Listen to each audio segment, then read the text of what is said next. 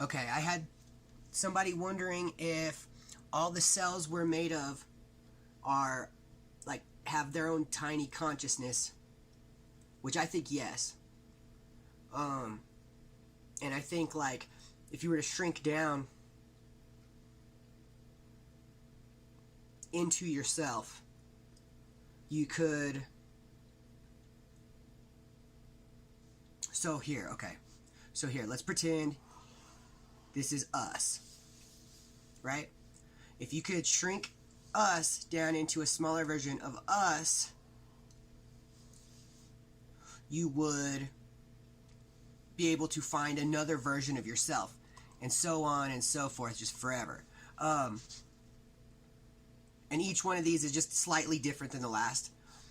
Also, let's say when you die, instead of your soul leaving your body, it goes deeper into itself. So out here, boom. Say you overdose and you lose your mind. Okay? This part of you disappears. So you go deeper into yourself, finding another version of you where your soul can kind of mesh with itself. So in a way it never left, and in a way you're born again. So you'll never remember dying, but then out of nowhere there's a new version of you. So you could say that it'll never just be like no more, gone. There's always another.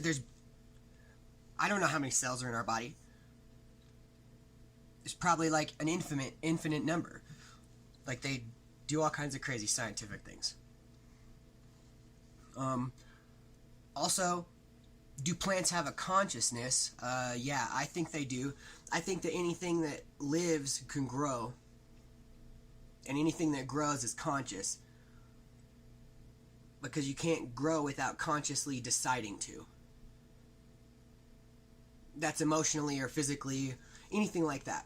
And I think that this kind of this whole kind of consciousness idea where you keep going into yourself type thing is kind of the same thing. Yeah, okay, you're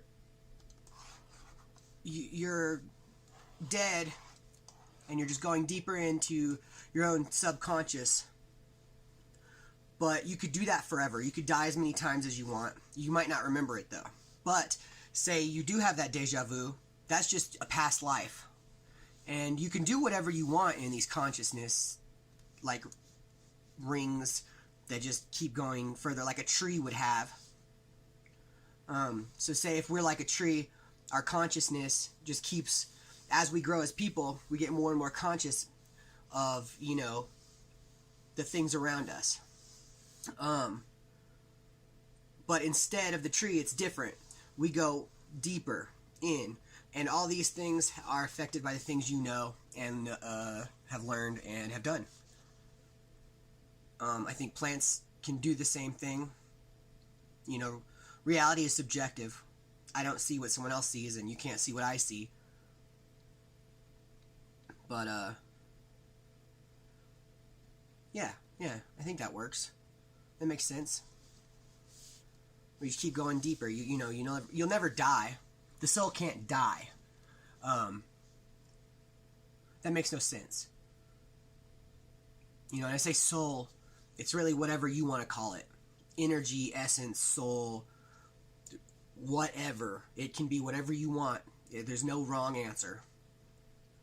But yeah, I don't know if every single version of you in here and keep going on infinitely forever are necessarily like, there's not like an evil twin version of you. That's not how it works. I mean, there could be, but I don't think that's how it works.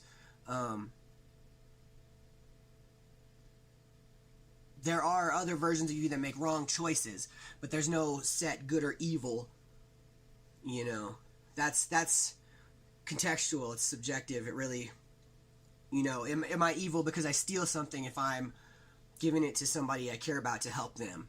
Like Robin Hood. Was Robin Hood evil? Well, to some people, yeah. He was a villain. And then to some people, so was the sheriff. They both did the same thing. They just wore different colors. It's all the same. It's just, it's subjective. It's not black and white, left and right. It's all the same. It's as you go further and further, it's all the same. Just different things have happened, so you can learn from them. And say instead of growing, you take a step back, you're going to know more here than you would have here, because you learned everything here but took a step back to where you were here. So you're really ahead of the game. But it's harder to go from here to here and back to here than it is to just keep going from here to here. Always growing. But even if you grow backwards, there's still room to grow. You can always grow, and you can always, 2 steps forward, 1 step back, 1 step forward, 2 steps back. It doesn't matter, because you're always in the same place. Here. And there. Because to me, you're there, and to me, I'm here. And there's really no difference, because you're always going to be somewhere. You're always going to be somewhere.